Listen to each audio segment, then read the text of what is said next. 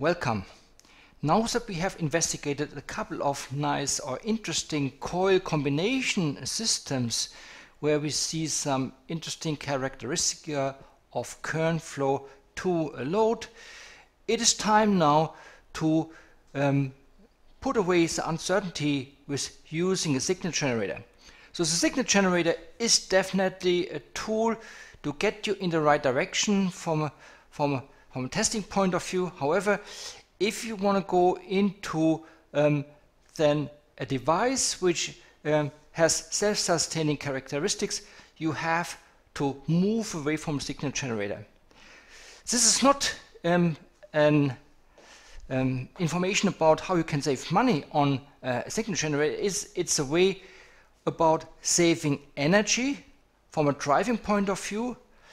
And yes, many mentioned that it doesn't really matter if we have enough COP over 1, we should be okay. However, you have to start small, and I cannot emphasize it enough.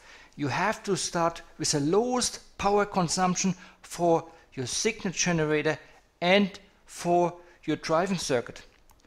So we want to be as close as possible to the driving characteristics of a signal generator without distortion of harmonics.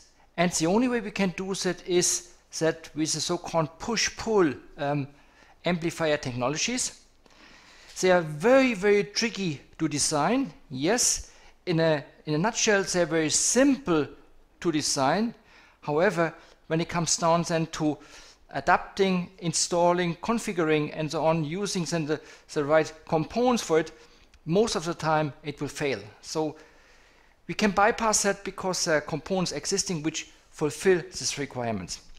Coming back to the signal generator.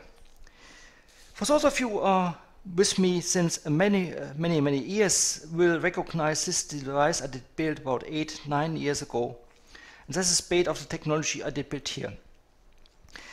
We cannot use for low power systems any Arduino systems. They consume too much power.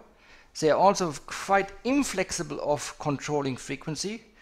We cannot use any PICs either because you have to program them as well. And you cannot use an NE 555 chip because it's a hog when it comes down to current requirements. We do it differently. I mentioned it eight years ago, and I built this device, and that comes in various combinations. We have a square wave, we have pulse, and we have sine wave. We adjust the frequencies.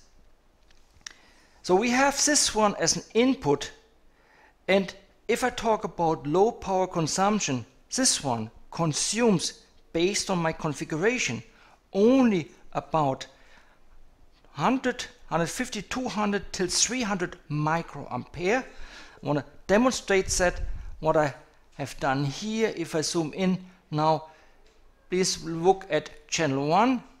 Channel 1 is the signal generator, 2 volt and 200 microampere currently, whereas my amplifier requires 6 volt and currently below 1 milliampere to drive this load.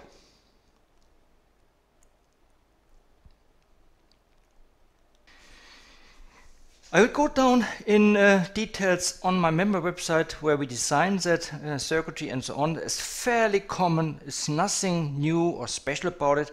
However, how you have to drive, how you have to connect the components, that's completely different. And as I mentioned before, a plain circuit diagram does not get you where you want to be, because you will not have the same functionality with giving you a pure circuit diagram.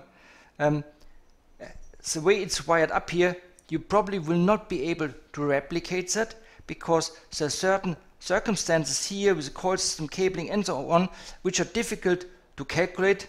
You might think it might not be that case, but it is.